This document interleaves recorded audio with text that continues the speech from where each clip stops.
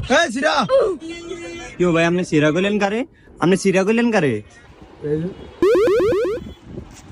তো সিরা দেই কি হইছে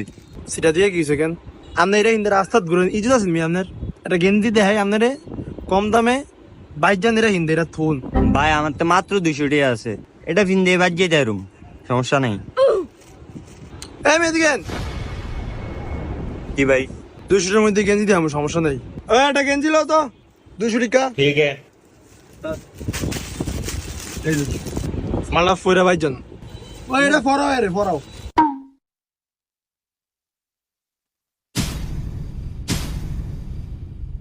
তাই